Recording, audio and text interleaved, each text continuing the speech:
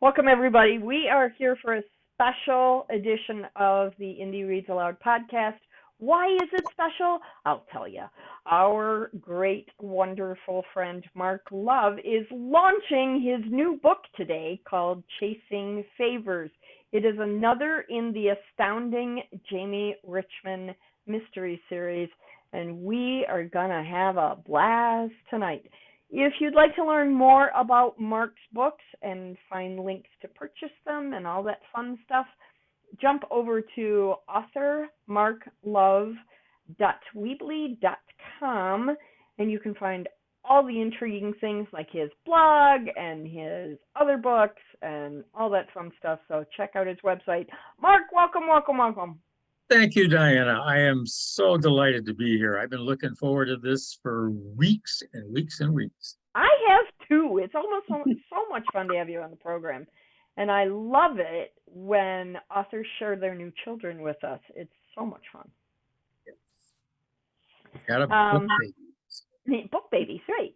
So for anybody who is new to the program, I'm going to let you know that tonight is a listener advisory evening. Just to be on the safe side, if you have little ears listening in, you might want to preview this recording before you share it with little people. If you're joining us live, you might want to keep that listener advisory in consideration as well. Who knows, you might have a sensitive cat. So be careful. All right. Again, welcome, Mark. We're going to have a great time tonight. Thank you, Diane. So let me tell everybody a little bit about Mark's background. Mark lived for many years in the metropolitan Detroit area where crime and corruption are always prevalent. Anybody who's been to Detroit, you know this. As a former freelance reporter, Mark honed his writing skills covering features and hard news. He is the author of the aforementioned Jamie Richmond romance mysteries, which is what we're going to share a little bit of tonight. He has also written the books in that series called Devious, Vanishing, and Fleeing Beauty, and there's a novella, Stealing Haven, which you will all hear more about in a little bit.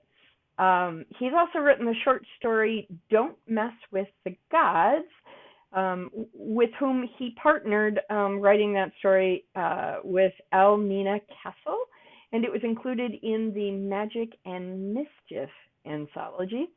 Mark also wrote the Jefferson Chene Mystery series, including Y319 and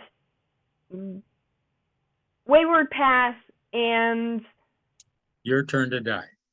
Thank you. Your Turn to Die. See, there's so many books, I can't keep track of them all. Way too many. When he's not writing, he enjoys reading, music, books, travel, cooking, the great outdoors, doing book festivals, harassing his very good friends with teasers of new stories in the works, and basically enjoying life in Western Michigan. That's Mark. That's that's Mark's background. You're about to introduce yourself, right, Mark? You're going to show us your true nature. A little bit. And I also am currently still teaching over at the local college. I've been teaching almost 10 years now. And that's a long time. It's a lot of fun. It is. It's a lot of fun, but there are some moments when I sit back and what were you thinking? But overall, it's good. Well, that's good. You haven't completely given up on enhancing the world with teaching the written word, so that's a good thing. So tonight, one of the things that we are doing with our magical spinning wheel of happiness, for those of you who don't know, we like playing games on our program and we like giving away free stuff. We're going to be spinning the wheel 3 times tonight for 3 very special things. The first thing, though, that I need from all of you, get your chat little guy ready. If you don't use chat normally, look with the bottom of your screen and push the button that says chat, and that will bring up a new window next to the Muppet window. So what we're doing tonight is there is a character that Mark's going to tell you about who needs a name. So Mark, give us a little bit about a character sketch about Mr. Malone so that Okay. we can then play our silly game. Well, Malone is a sergeant with the Michigan State Police, and he has been involved in a romantic relationship with Jamie through all of the books except the novella, because that was sort of like a prequel before he got into this mystery. And Malone only uses his last name. And in the first three books, that was driving Jamie a little bit crazy. Yeah, because Trying to Jamie come up, doesn't even know. Jamie's in this relationship, and Jamie doesn't even know. doesn't know. He says he just goes by Malone. That's his name. And she's always been a little curious. And at one point in time, she said, if I guess the right name, will you tell me? Will you admit it? And he goes, yeah. So for a while, every time she would see him, every day she would give him a different name, a different first name. Never any success. And so one of the things Diana and I were talking about was I need some fresh ideas on names that Jamie could refer to Malone. And maybe, just maybe, one of these could be his real name. So the idea is you go into the chat box and you type in whatever you think would be an interesting or maybe a little bizarre, a little unusual. Somebody wrote Carl Malone. I don't think that's the same guy. But you enter in, a couple different ones or as many as you can think of, and we'll kind of go from there.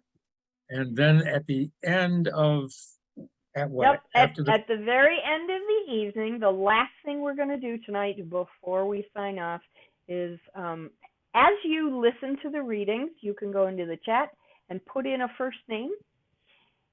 At the end of the night, I'm going to spin the wheel of happiness. We're going to put all these names on the spinning wheel of happiness, and the one that is selected will win. Mark, tell them what they're going to win. That person will win an ebook copy of Fleeing Beauty. I love that book. Which is the third book in the series that Diana has read.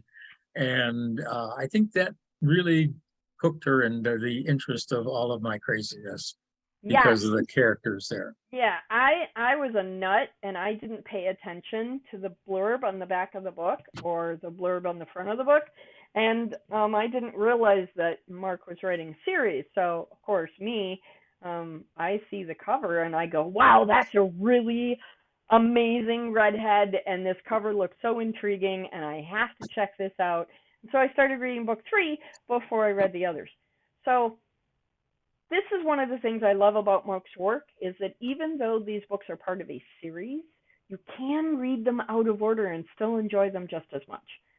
So for anybody who hasn't yet read Mark's work, I encourage you to pick up one of the books, or maybe if you read one, if you win one tonight, you won't have to worry about buying the whole series immediately because I promise you, A, once you get hooked, you're going to be hooked forever, and B, you don't have to worry about reading them out of series order. So that's going to be fun. So throughout the night, you feel free to add as many names from Malone as you come up with. Put them in the chat. I'll add them to the spinning wheel, and we'll do our game at the end of the night.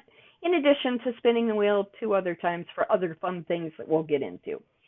So, Mark, let's kick off the beginning of your launch event tonight for Chasing Favors. Okay. I know you've prepared 3 different passages for us tonight. I did. So why don't you take the microphone, set it up, and read aloud. All right. Very good. Thank you, Diana. I'll start with the first scene. This is very early in the book. The storyline is Jamie receives an email from a fellow named Randy. Now, 2 years ago, which is the Stealing Haven novella, she was on a summer vacation with her best friend, Linda, and they went to South Haven. And they get involved in a little mystery, and Jamie gets involved in a little vacation romance fling with this guy, Randy. And now, 2 years later, she gets an email from him indicating that he's coming to town on business and would love to see her. And oh, by the way, there's this little story going on.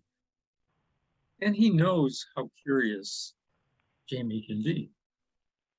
So she agrees to go meet him for coffee. but she's taking Linda along with her. That's her best friend, who is also with her.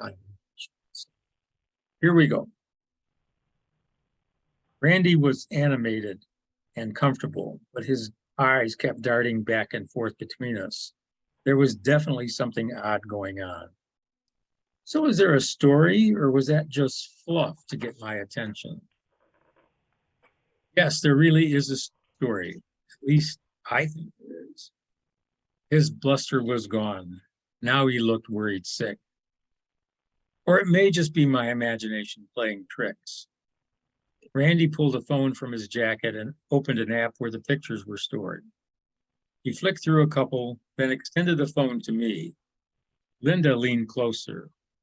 On the screen was an adorable brown-eyed little girl, caught mid-laughter. Her dark hair was a jumble of curls.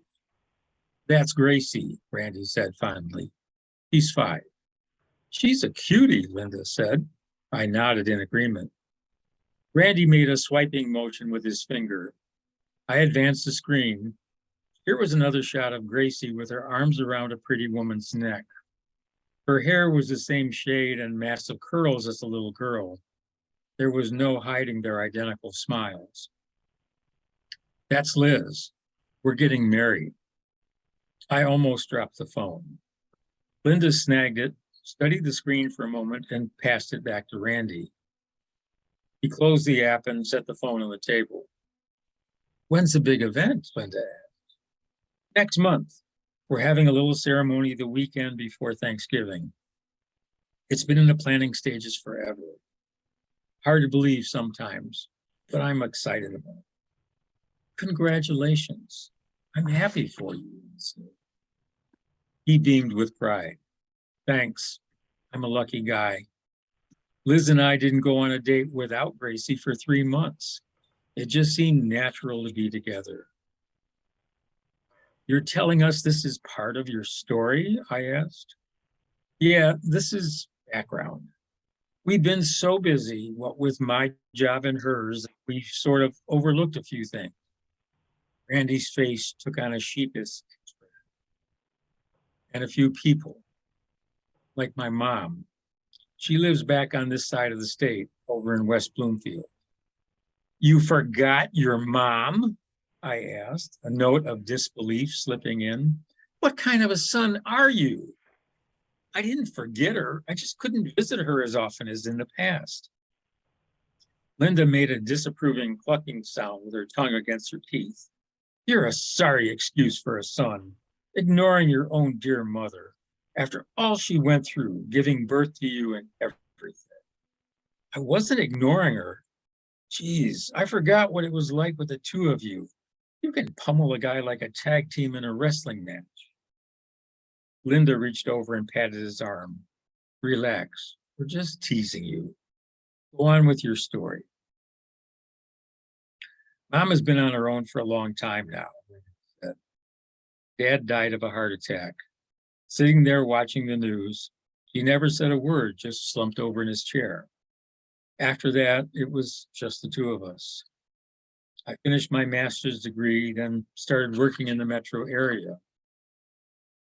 If I remember correctly, it wasn't that long ago when you moved to South Haven, he said. He nodded. It will be 3 years in February. But you think she's avoiding you? That's your story? There's more to it, Randy said. Just give me a chance. Patience has never been one of Jamie's strengths, Linda said with a smirk. Ignoring her, I folded my arms across my chest and leaned back. I can be patient. Sometimes. Randy caught the look on her face, took a breath, and continued. I surprised her 2 weeks ago on Saturday. Didn't call. Got in the car at 5 in the morning and started driving. Got to the house a little before 8, rang the bell and banged on the door. The plan was to just show up, take her out to breakfast, and catch up. She won't use one of those phone video conference sites, so I hadn't really seen her in over 3 months. But nothing prepared me for what happened when the door opened. It was a guy. He was wearing pajamas and a robe. Mom showed up right behind him. When I came in, he scurried down the hall and went into her bedroom. Her bedroom. Holy shit, Linda gasped. Exactly. The fact that she hadn't told me about him made me wonder what was going on, he said quietly. It's been 18 years. She was 40 when Dad passed away. I didn't expect her to wrap herself in the shawl of widowhood and never get involved with another guy. Could have told me. I would have understood. Do you want to tell us more? I asked softly. Randy nodded. His name is Nicholas Bellamy, probably late 40s, maybe early 50s, yet he was able to sort of retire early. He and Mom met at a fundraiser. They were at the same table, had a nice conversation over dinner, then started dancing together. Bellamy is suave. He doesn't overdo it.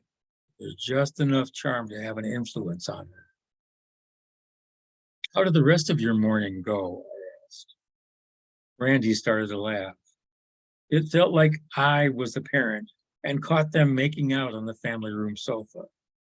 They got dressed and we went out to breakfast at one of our old favorite haunts. Mom kept blushing. Bellamy just seemed to roll with it. He explained that the rest of the visit was cordial. His mother kept telling him how happy she was. Bellamy doted on her. Randy kept thinking it was merely his imagination. Maybe Bellamy was trying too hard to impress him, or to show his mother was being well cared for. The guy just seemed a little off. You think I'm overreacting? Nobody wants to see their parents get hurt, especially when she's been on her own for such a long time, Linda said. So what is it you're hoping for here? I asked. Why do I get the feeling you were thinking this little family drama would trigger my interest? Randy covered his mouth with his left hand. His eyes widened and he had difficulty looking at me. Busted. You cute little shit, Linda said with a laugh. You figured this would get her spider senses going and she'd want to get to the bottom of this. Randy knew curiosity runs thickly through my veins. Digging for information, whether through research or interviews, is part of what made me so good at my job as an investigative reporter. Finding different sources, asking the right questions, observing the reactions of people interacting were all a part of it. But I wasn't going to let him off the hook. Randy cleared his throat. It's my mom. Beyond Liz and Gracie, she's the most important person in my life. I just don't want to have her get her heart broken or get swindled by some guy. I want her to be happy. What if she's in love with Bellamy? He swallowed hard but didn't answer. What if he feels the same way about her? Linda asked quietly. Still no response. I'm not a cop or a private detective. What exactly do you expect me to do? I don't know. Randy's face showed his exasperation. It was a stupid idea. Just talking about this with the two of you has convinced me. I'm an idiot. I reached across and grabbed his hand. No, you're not. You're a son who is concerned about his mother.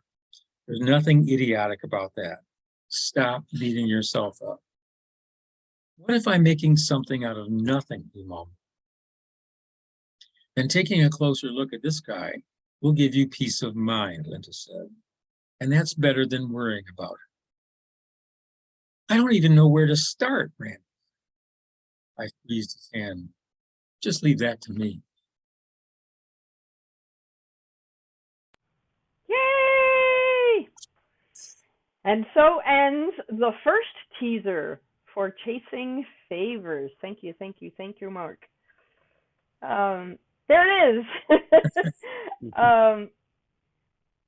Where I'm always curious about how authors write series. Haven't been brave enough to do it yet, so I'm wondering, how do you process through the progression of a book one to the next? I mean, I know you wrote a novella that is kind of a prequel after you wrote several books first. So how do you follow that choo choo train of imagination and still make sure you don't run off the rails? When I first started, I really didn't expect to create a series, but the reactions I got from Devious, the first book, were very positive, and a lot of people kept saying, well, you can't just leave her here.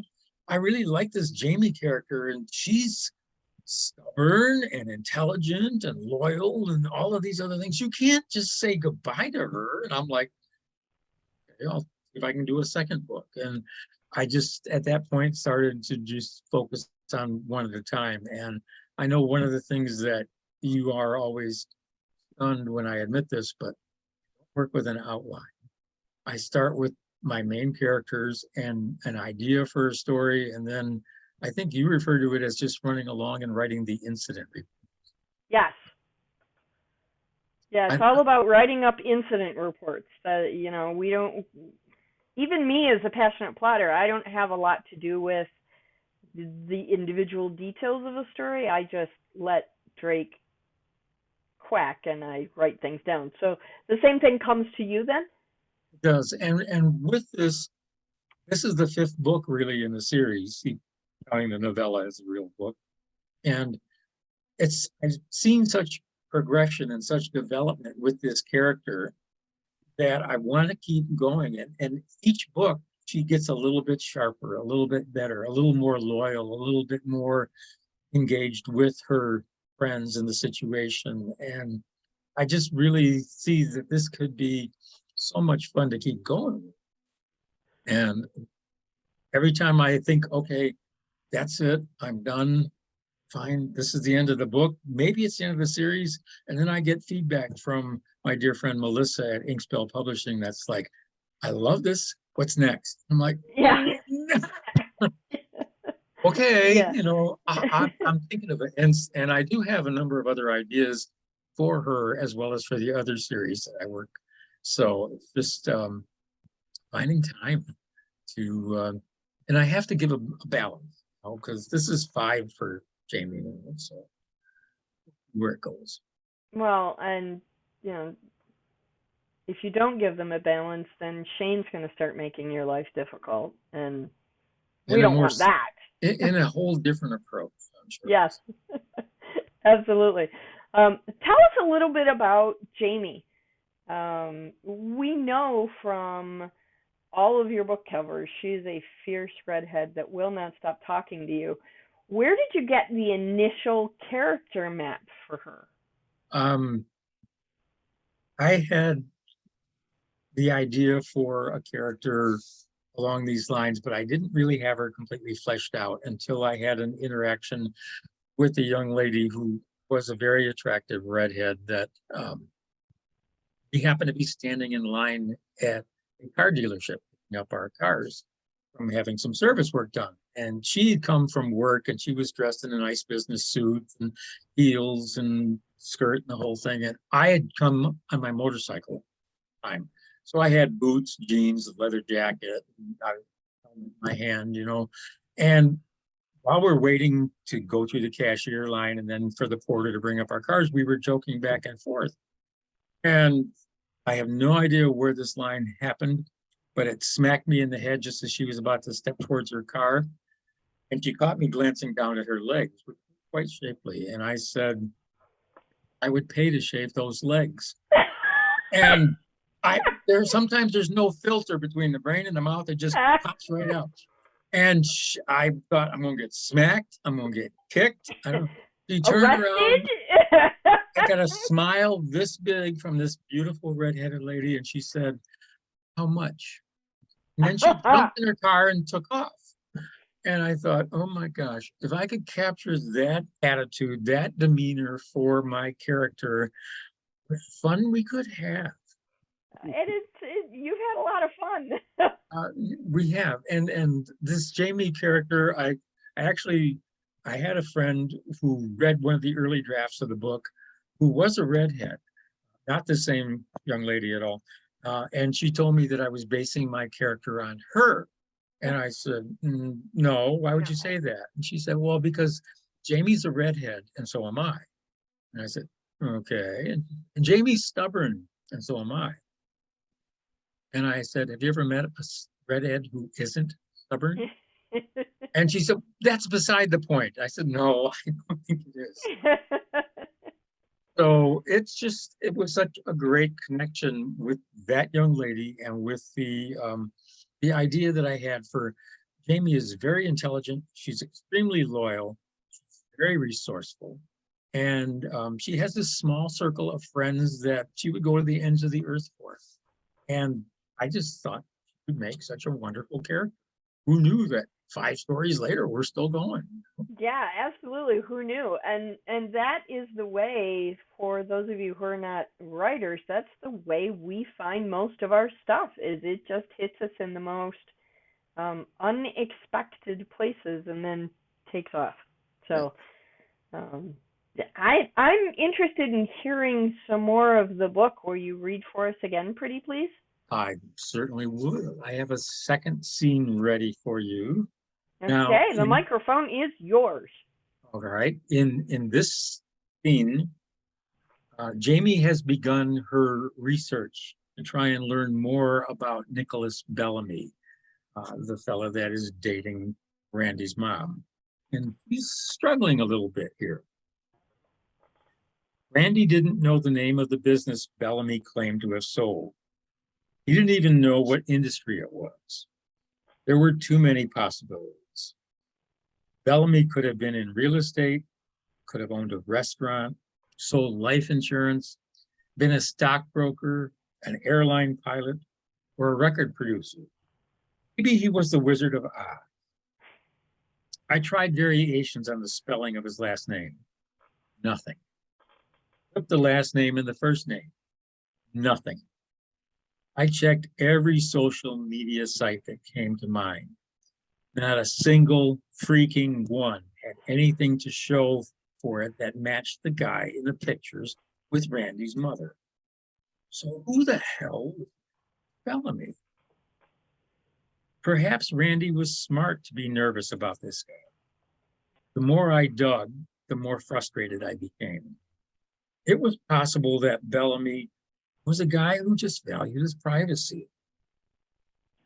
The alarm on my phone chimed. It was time to get ready for my dinner date with Randy. I was tempted to go in my current attire of jeans and a hoodie, but didn't want to make the situation any more uncomfortable than it was going to be. After all, I was the surprise. Randy was waiting in the parking lot. I stepped up and gave him a quick hug. Thanks for doing this, Jamie. I linked my arm through his. You're buying me dinner. I should warn you, the menu on the website looks very appealing. It's the least I can do for your help. So how do we handle the introductions? Are you using a cover name? Let's keep it simple. Just introduce me with my first name. You can say we met in South Haven while I was on vacation a couple of years ago, and we bumped into each other yesterday at the coffee shop. That's all true, Randy said. He seemed relieved that it wasn't a complicated. Be attentive, but not too attentive. We don't want your mother to think there's anything more between us than simply old friends getting together. Inside the restaurant, there was a coat booth. I was wearing a lined trench coat with a silk scarf at the throat. Randy checked his coat, then turned to help me with mine. My back was to him as I slipped it off my shoulders. Holy crap! I glanced back and gave him a flirty look. Something wrong? Not a thing. Wow, I never pictured you all dressed up before. That is a beautiful dress for a beautiful lady. Just to mess with his mind, I picked out a body-hugging dark red. It almost reached the middle of my thigh. Almost. With black nylons and heels, I felt like a true adult. I'd added a pair of dangling silver earrings and a simple silver necklace. A faint spritz of perfume behind the ears and the back of my wrist was the finishing touch. Linda would have been pleased that I'd worn makeup again, 2 nights in a row. What was the world coming to? It seemed like a good idea to fit in with the patrons. Besides, I wanted to see what kind of reaction Bellamy gives me. Randy took my hand. Showed him. Seeing the two of us approach, Bellamy's eyes flicked up and down my body as if I were a treat on the dessert menu. Randy, this is such a great surprise. Bellamy pumped Randy's hand in a friendly manner. And you didn't tell us you were bringing a date. Another part of the surprise, Randy said smoothly. This is Jamie. She's a good friend I bumped into last night.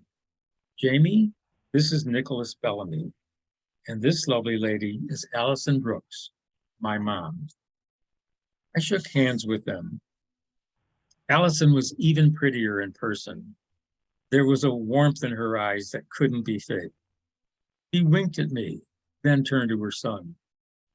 Suddenly, beautiful women find you attractive, she said playfully. There must be something in the water in South Haven that causes this. Maybe you should have it analyzed. It's more likely the women feel sorry for him, returning her. Do you know Liz and Gracie? I haven't had the pleasure yet, but Randy showed me their pictures. Allison raised her right hand and extended the pinky finger. Right there. That's where Gracie has him wrapped up. I wouldn't be surprised if he gets Tony for Christmas. Randy tells me you're an entrepreneur, Mr. Bellamy. Nick, please, Jamie, call me Nick. We're all friends. Thank you, Nick. What kind of business do you have? I did my best to smile sweetly and keep my expression devoid of any skepticism. Something in his eyes flickered. He was being polite, but less than forthright. I needed more. I prefer ones that are a few years old and need an influx of capital to take it to the next level. I'm looking at a specialty bakery. Now that marijuana has been legalized in Michigan, they're considering opening a second shop that would provide cannabis-infused baked goods. Time to play the innocent redhead card. However, do you decide which business is a wise investment? A well-written business plan makes a difference. If they don't have one, it's not worth consideration. And of course, they should be able to make a good pitch. Bellamy confided. Although sometimes I just listen to my gut. Instincts can help. The arrival of our meals interrupted the conversation. Everyone got busy eating, but in the back of my mind, a glimmer of an idea began to take. When Malone came home, I was still in my dinner ensemble.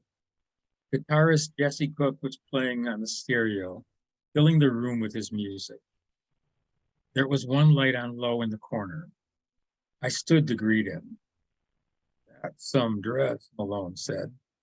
He pulled me close for a kiss that lasted an hour or two. At least that's what it felt like. Glad you approve, I gasped. Malone's left hand was holding my right. His right hand went to my waist and he started swaying, moving me in time to the music. Beautiful woman wearing such a glamorous outfit, quite a surprise to come home to. It's what I wore for dinner. Just thought you'd like to see it. Like isn't a strong enough word, Jamie. He moved me about the living room. It's a good thing my heels were still in place, or he'd be towering over me. Malone drew me closer and brushed his lips against mine. Shivers ran through me. Perfume too? Jamie, you're driving me crazy. That's a mutual feeling. I was anxious for him to throw me on the sofa or drag me to the bedroom, but Malone was enjoying the moment. Truth be told, so was I. Your legs look incredible in those stockings, he whispered in my ear. The song ended. We were in front of the window, backlit by the street lights, the harvest moon, and the little table lamp. It was impossible for me to take a deep breath. Malone is the only man who has ever had that impact. I decided to take Linda's advice. The next song started. He drew me closer somehow. And what advice would your best friend have? Thigh-high stockings work well for displaying a shapely leg. His eyes sparkled much stronger now. So that's what you're currently wearing? Yes. They're really very comfortable, and they make me feel sexy. The kiss that followed stole the last of my breath away. Jamie, if you get any sexier, I'm liable to have a heart attack. Malone turned me and shifted. The next thing I knew, my feet were off the floor. Instinctively, both of my arms went around his neck. His right arm was around my back, with the left holding me behind the knees. Thigh-high stockings, he whispered. Oh yeah, want to see them? I think a slow motion fashion show is in order. In this outfit, slow is my only speed.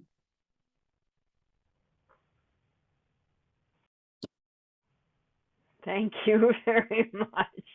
One of the things that I love about these characters is that the love scenes or the sensual scenes all feel very film noir to me.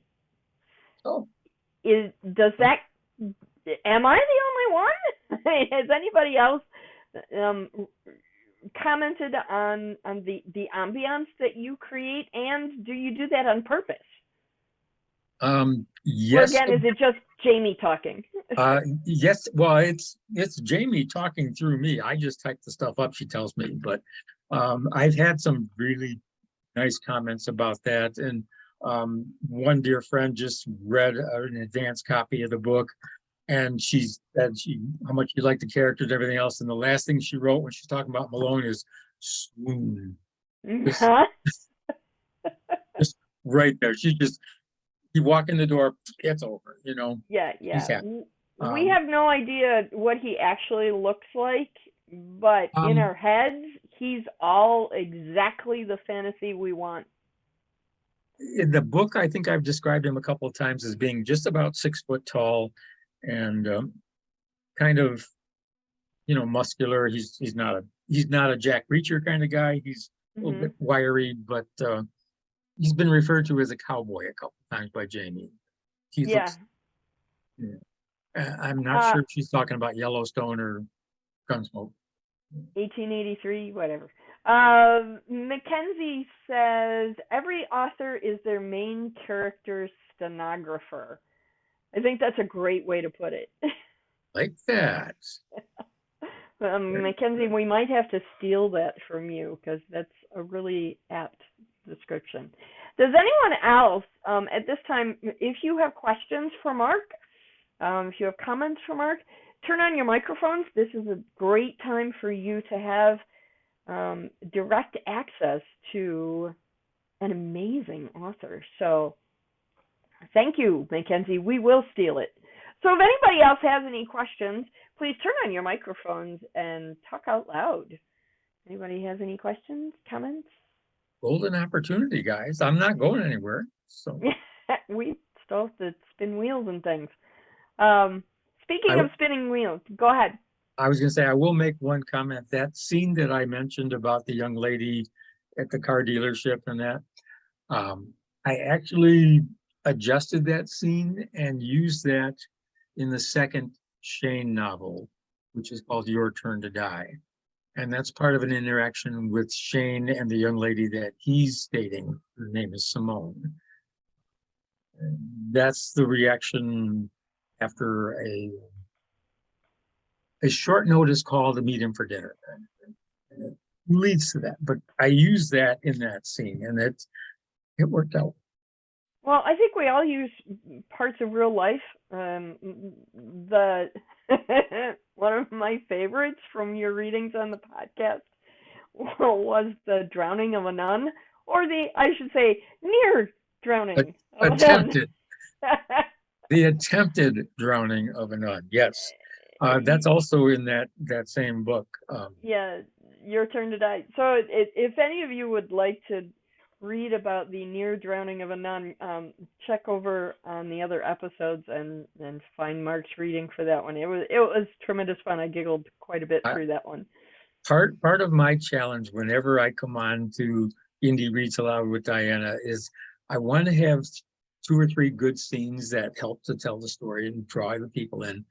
But I'm always trying to see if I can get her where I either get the bug-eyed look or she's laughing so hard she's about to fall off the chair. And that's happened a couple of times. Because during those podcasts, if you're watching on YouTube, you can see me. But when I'm speaking, the camera's only on me. But right. I can see Diana's reactions as I'm reading it. So I keep looking up from the script and I'll look over and go, oh, better. Oh, yeah. So we always have a lot of fun in those. Let's see how we can affect Diana and her composure. Does anybody have any questions for Mark? Questions, comments, interests? Anybody? Mackenzie says, making someone laugh is the greatest feeling. If you're writing, making them cry is even better. That's good. Yes. I'd like to try and work all the emotions during the course of the stories that I'm working on. You want the anger, you want the excitement, you want the frustration, you want the happiness, you want the sadness. All of that's going to come into play in different parts. The trick for me is to try and find balance. And one of the things, and if I can babble for a minute, Diana, I was going to say one of the things about this series with Jamie is that I mentioned earlier she has a small circle of very close friends. And each one of these books, I try and expand a little bit more about her relationships with the people that she's close to. And it continues. I mean, each story I introduce a couple more characters and draw them into the Jamie family and try and show how they all connect and how they work with us. So. I think you're doing a spectacular job of that. Mark, did you have a comment? You can turn your microphone on if you like. Oh, I was just saying it kind of sounded like a soap opera. I was really getting into it. I really loved the story. So it was, didn't know what was going to happen next. It kind of held my attention. Oh, good. I like to hear that. So thank you. Thank you. It is super fun. Anybody else have questions or comments for Mark? While you folks are thinking, we're going to spin our first wheel of the night. Why? Because I'm in charge and I get to do these things. Okay, so the first wheel that we're going to spin tonight is for an ebook copy. Mark, I'm going to augment our previous decision. Okay. So tonight, the first ebook is the first spinny wheel of happiness is going to be an ebook copy of Stealing Haven. And why are we starting with Stealing Haven? Even though it's not the chronologically first book published, it is the prequel to this series of characters. So it might be, there it is, Stealing Haven. So it might be a really fun way to jump into the series, learn a little bit about Jamie's backstory, and have some fun with it. So we are going to spin the wheel. Let me see if I can share my screen. Let me know, Mark, if you can see that, because, technology, we never know if it's going to work or not. Yes, I can see it, Diane. Okay, awesome. So we're going to spin the wheel and we're going to give away an ebook copy of Stealing Haven. Here we go.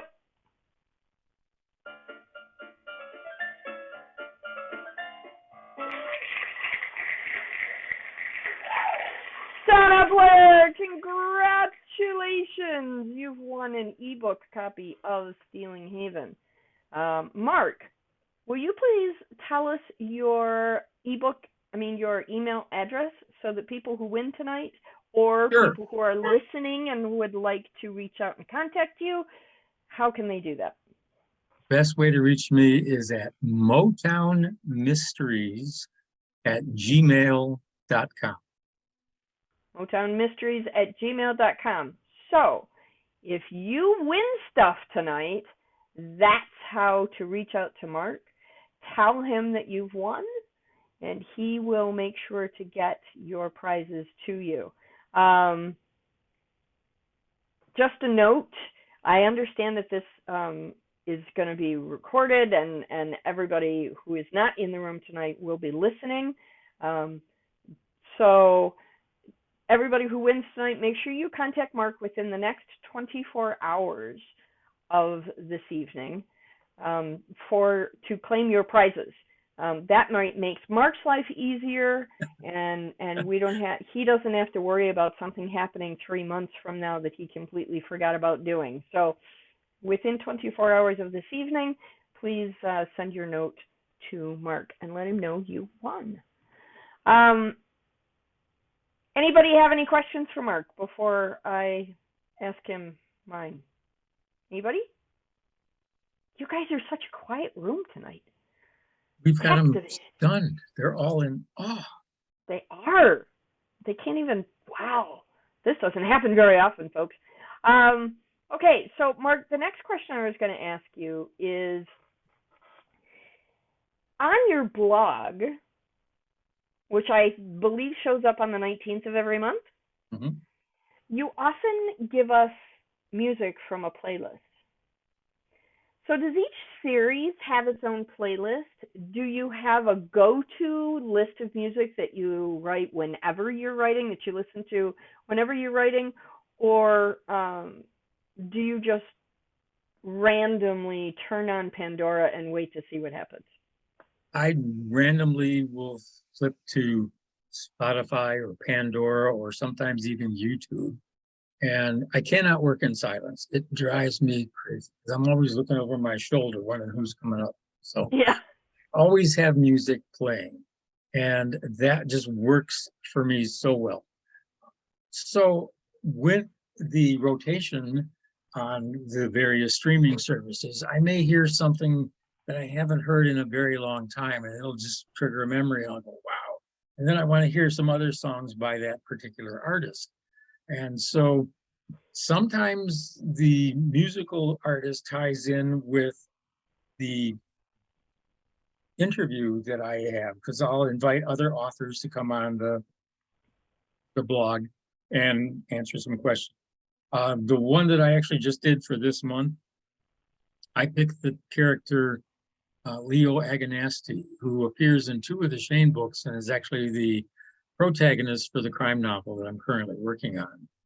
So I did a little interview with Leo Agonasti, and then I thought, well, I got to have the chairman of the board. So I picked 5 Sinatra songs, and those were favorites of mine. And I do listen to that kind of music as well. I have variety. Can't do rap or country, but just about everything else is wide open. So. Yeah, as I've been reading your blog, I notice you do have a very eclectic mix of music styles. And that's always fun. I always wonder what's going to come up on the next blog post. What different piece of music do I get to go and listen to again? Well, I think when you were on a couple months ago, I don't know if it was just dumb luck or timing, but at the same time that I was preparing it, I kept getting these songs from Big Bad Voodoo Daddy. And I thought, this is such a great swing band. I like that. And and then as I put it together and I posted, I thought, wait a minute, I think you like that too. Yeah, they're one of my favorites. It was just appropriate, and it worked out really well. So Yeah, absolutely. Yeah, fun. Big Bad Voodoo Daddy was it's a great swing group, and my son introduced me to them. He said, "Mom, you're gonna love this old timey music. Listen to it." And he played in an orchestra, so he loved all that stuff too. So Great music. It's always yeah, entertaining. So yeah, absolutely. Um, so Mackenzie wants to know, what was your main inspiration for the series? for the Jamie series, Hmm. um, really, I had worked as a freelance reporter many years ago in the Detroit area, and I worked for the Oakland Press and the Observer and Eccentric at the times. And one of the things that really thought would be good is if I could create a character that had been or was an investigative reporter that would really dig deeper into stories. Being a stringer, I was limited in just the assignments that they gave me, but if somebody was a full-time reporter, may be able to dig deeper. And this character it sort of bubbled up out of a couple of ideas here and then of course the scene at the car dealership and help to finalize things. So I really just wanted somebody that was very independent, very, very intelligent, stubborn, and maybe somebody that likes to see things all the way through to the end. Um, and so she wasn't happy when something gets presented and the cops say, well, we'll take care of it. We'll take care of it, little lady. We don't want you to get Right, into right. trouble. Yeah. And she's just like, oh yeah, come on. And he's gonna figure it out. And if she beats him, fine. If not, okay. Mackenzie says, I always thought investigative reporters were cool. It's been one of my dream jobs since I was 10. So, on that same note, some people who you and I have both been in journalism, but some people may not know the terminology. Can you, just for fun, explain what a stringer is? A stringer is journalistic lingo for a freelancer, like a part-time reporter. They would give me assignments, and I had Birmingham City Council meeting for about 4 years running, Oh, that's fun. that was really intense. And I would go in there, and it was, politics and things that were going on. Right, right. And one of the times that I was there, they were having near the end of the meeting. Now, this was on a Monday evening, and it was getting close to 11 o'clock, and they were doing a call to the public. And so anybody could step up and make their case, bring things to the attention of the city council.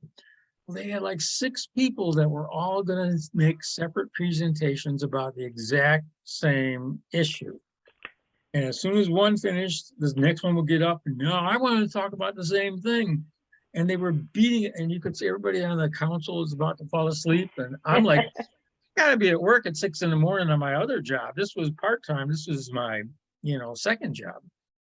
So I mentioned it in passing to my editor, and I was told, ooh, write an editorial about that. So I did. And it was just as a stringer, I thought this is never going to get published. I doubt it's going to happen.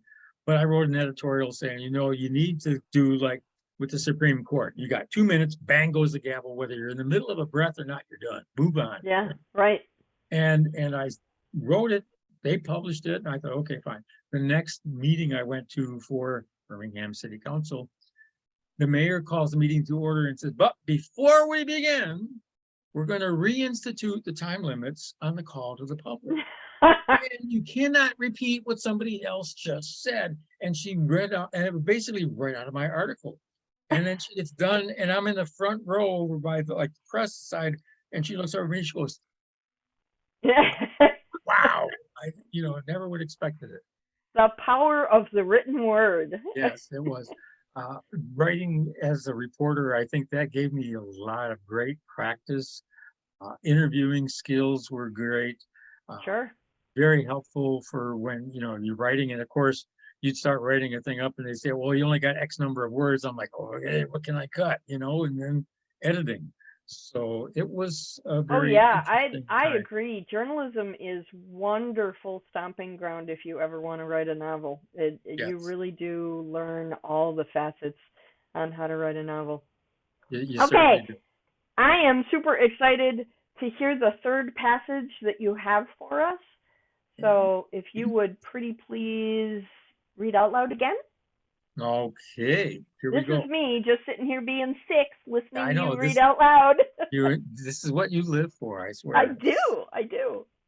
All right, in this scene, now Jamie has continued in her research, and she's getting a little sidetracked because somebody made this comment to me that when you're talking about favors, they're kind of like kisses, and one kiss leads to another, which leads to another, which is another. Same idea with favors. She's doing a favor for Randy, then it leads to a favor for somebody else, and a favor for somebody else.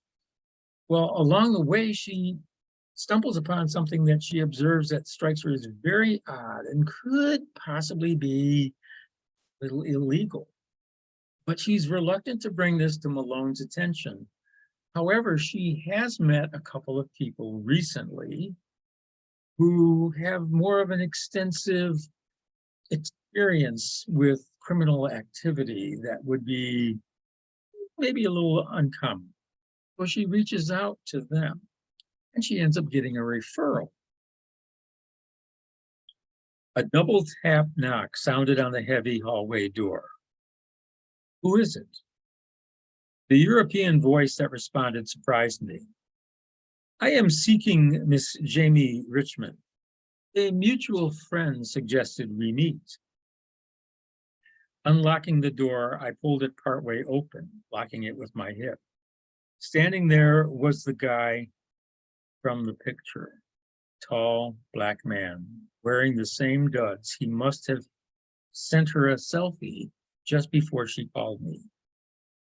What's your name? His eyes flicked back and forth mischievously. Yakov. Yakov, what? Perhaps I am like Madonna and only use one name. The corners of his mouth curled up slightly. Our friend sent me a picture of you as well, Miss Richmond. You were wearing something formal, an evening gown in a shade of green, perhaps. However, it is quite easy to recognize your lovely features and your red tresses.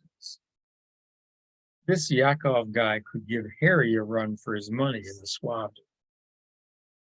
Come on in. I swung the door open wide. There were so many questions bouncing through my head. Maybe it was best to start with an easy one. Isn't Yakov a Russian name? He nodded. Yes, it is. Oh, what? You have never heard of a Black Russian? Well, I just always pictured people from Russia in a certain way, and I stopped talking, realizing he was laughing at me. Yakov held up a hand. In Russian, Yakov means supplanter. Are you familiar with this word, Miss Richmond? Call me Jamie. Seems to me it means someone who takes from another or something like that. That is close enough. I must admit that the meaning fits well with my former occupation, which is how I first was brought to the attention of our mutual friend. So you're a thief. How long have you known Harry? A puzzled expression crossed his face. Who is Harry? Our mutual friend. I thought that's who you were referring to. Ah, the old man. He too has many names. I know him as Jedrick, although he is no more Polish than I am. Yakov explained that for many years he had been involved with other men who were thieves. They were successful as a team. 2 years ago, he'd crossed paths with Harrison Mundy.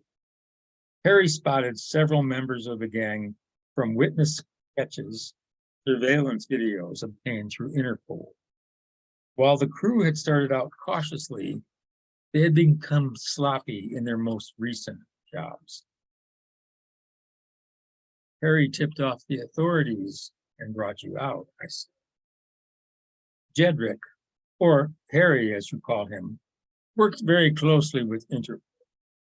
He even arranged for me to be shot, so it appeared that I was dead to the other members of the crew.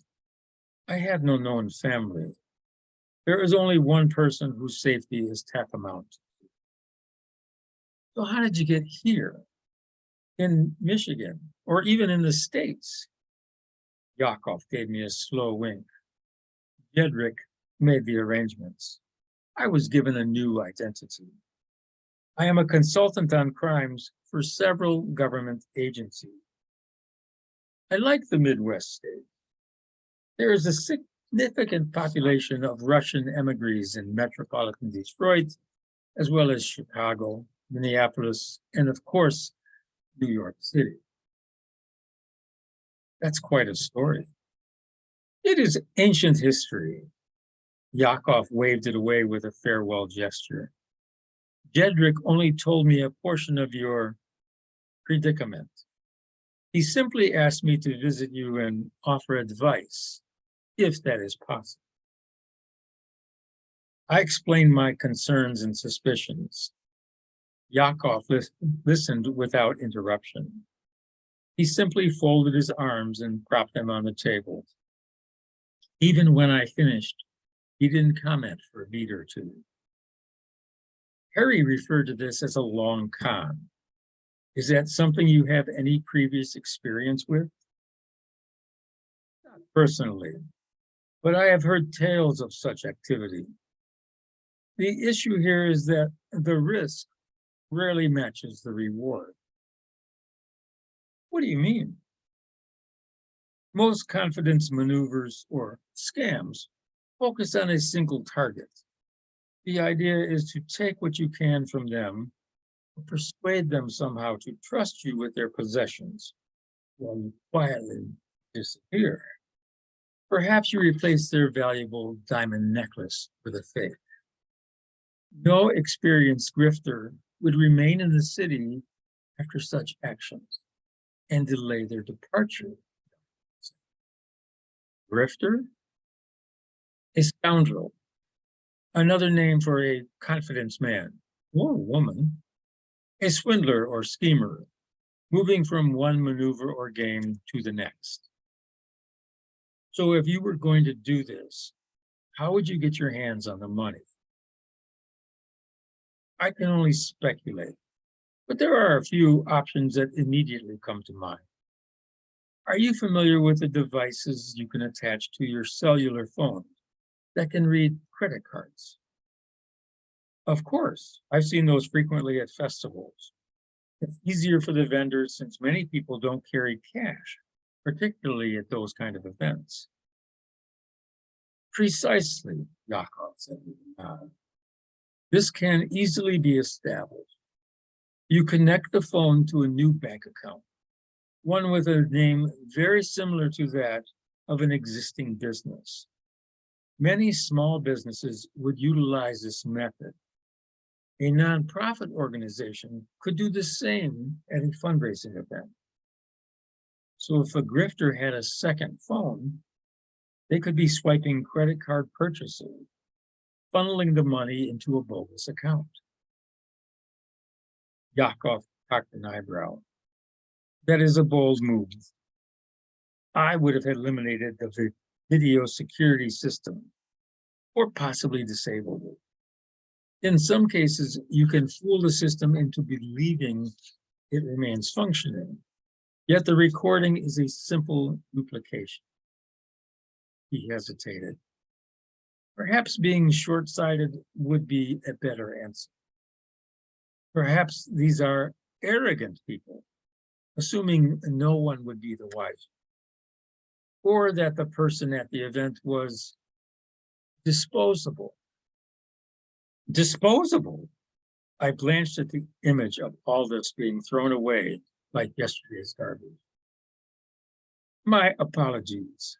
That was a poor choice of words. What I meant was they could be expendable. If in fact they were caught, it would not be detrimental to their operation. The ones who orchestrated such a plan would not hesitate to leave this person behind. I thought about all this. The young woman may have no idea what she was doing or the negative impact her actions could have on the different nonprofit organizations. Is there anything else I can tell you about this operation, this long con? I shook my head. Nothing comes to mind, but I may be calling you. It would be a pleasure. He gently shook my hand and headed for the door. And Thank you. Yay! And the tension mounts. It's one of the really great things that you do with your stories, Mark. You interject a really nice balance of tension and humor and sensuality. And I think that's why I love your stories so much, is because I never have time to get bored. well, that Something thank new. you. I like that. Something new is always happening, and it's shifting my emotional connection to your stories. So I really love your writing style for that. Well, thank you. And I do have to apologize for the goofy accent that I gave Yakov as I was trying to read that. Just wanted something different, you know. No apology necessary. And I'm curious, did anybody pick up on the joke about the Black Russian? There's a cocktail that's a Black Russian. Couple of people are nodding. Okay, I'm just Yeah. making sure. So Yeah. I thought it worked out pretty well for a laugh in the book. Absolutely. Mackenzie says, that was awesome. I love Russian names. Very cool, Mackenzie. Does anybody else have questions or comments for Mark? This is the time that you can turn on your microphone. We're coming to the close of our night.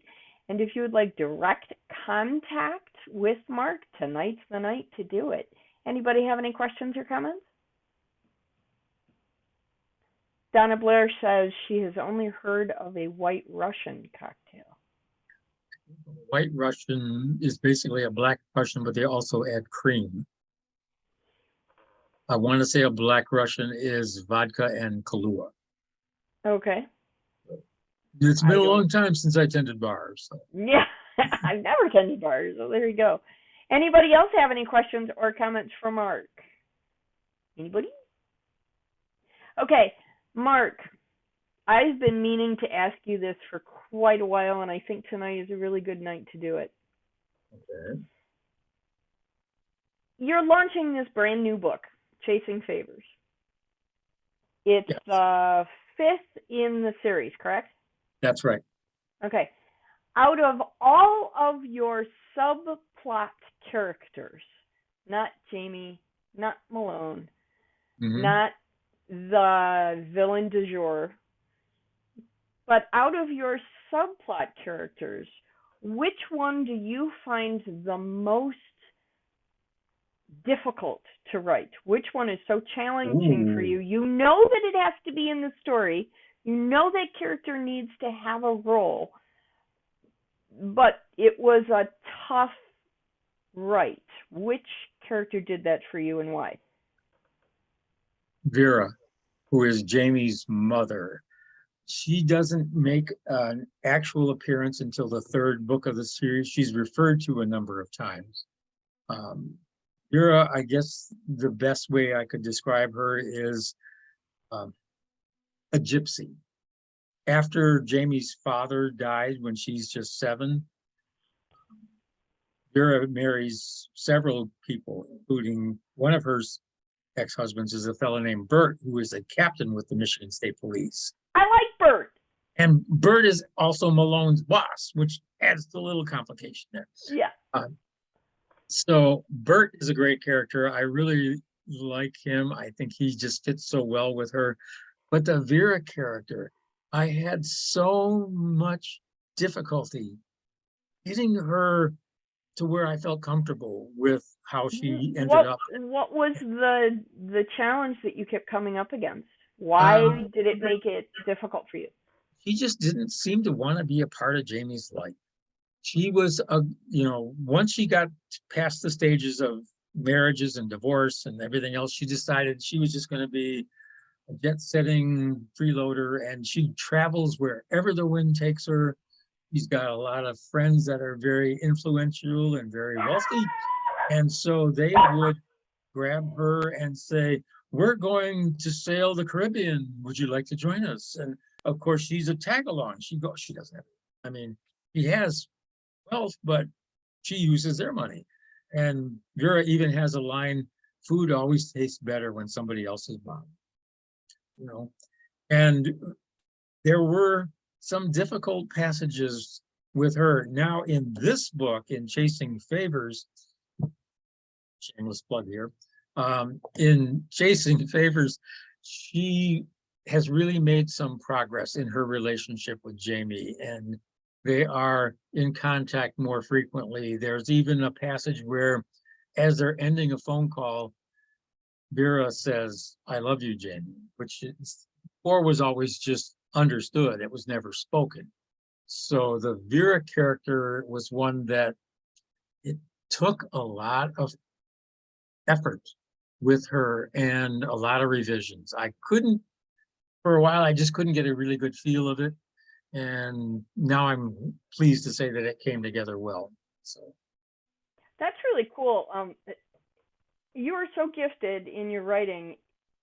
It makes me connect to you even deeper into your stories to hear that you struggle just like we do with some of the characters. Oh, yeah.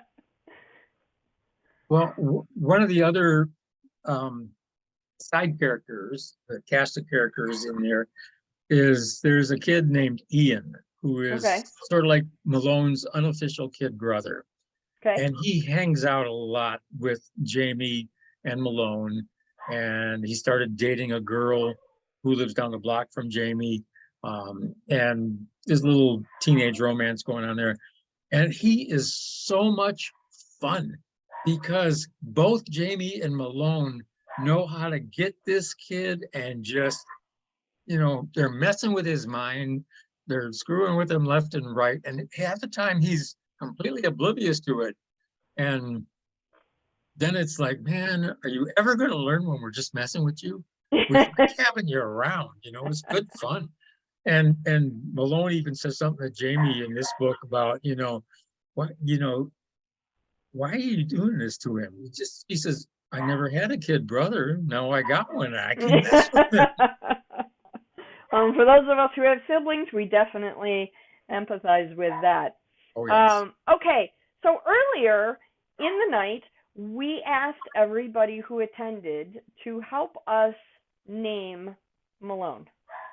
As Mark mentioned at the beginning of tonight's event, Malone has a last name. Jamie's been trying to figure it out now for 4 books, and she can't figure it out. She keeps offering suggestions, and Malone keeps saying no, but he also doesn't give any hints.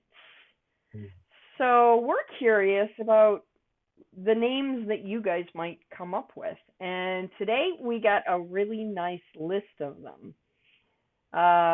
Here are the names that were suggested: David, Sam, Carl, Columbo, which I particularly enjoy, Morgan, Reggie, Jonathan, Max, Malachi, which I also like, just because it's different, Elgin, Headley, and Ogden.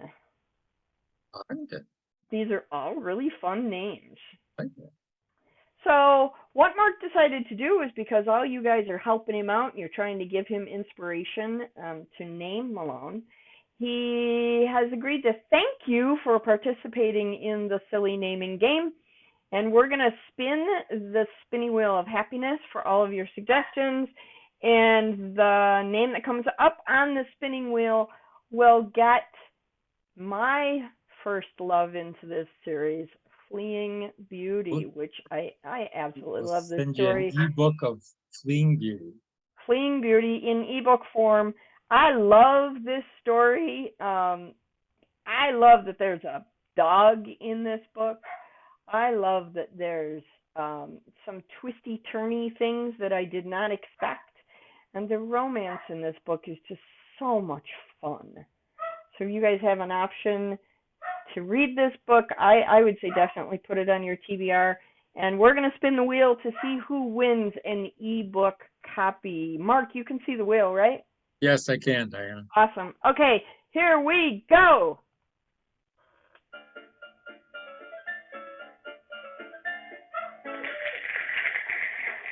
Sam Malone. Isn't that a name that we know?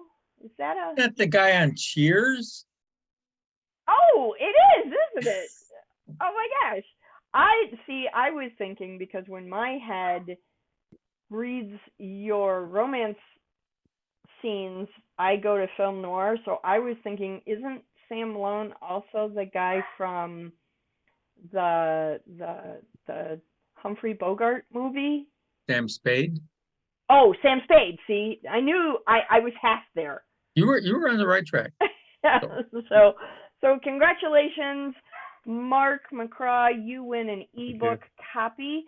Again, Mark Love, what is your email address where Mark can send you? Motown Mysteries, that's plural, at gmail.com.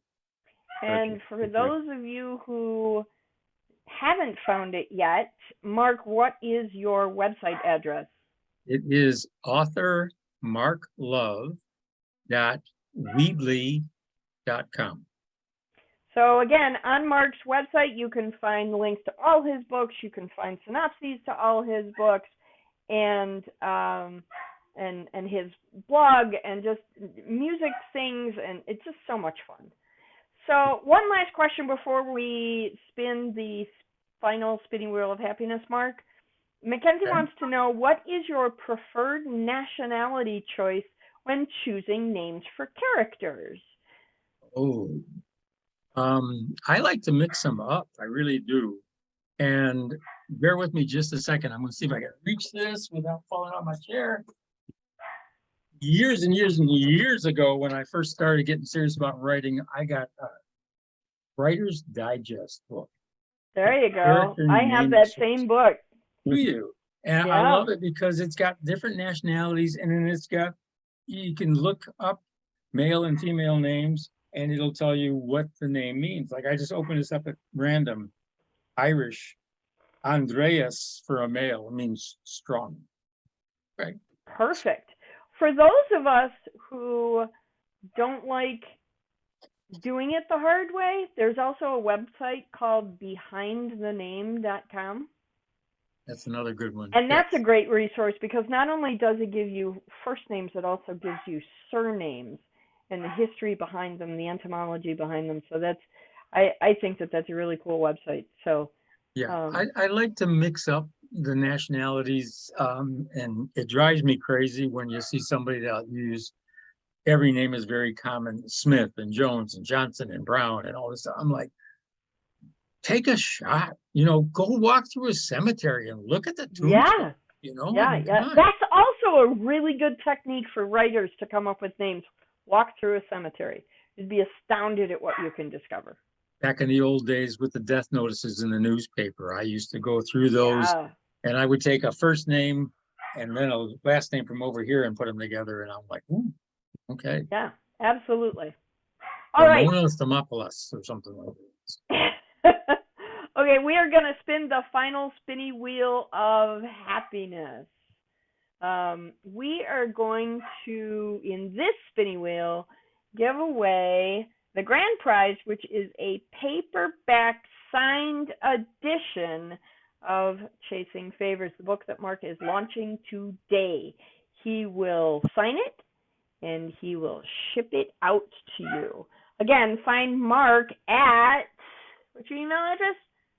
Motown Mysteries at gmail.com. So if you win tonight's book, make sure you send Mark your mailing address so that he can sign it for you and put it in the mail. So we're going to share my screen again for the spinning wheel of happiness. This is the final spinning wheel of happiness for the evening. Please put your tray tables in the upright and locked position. Pull your hands inside the car, and we're going to spin the wheel. Here we go.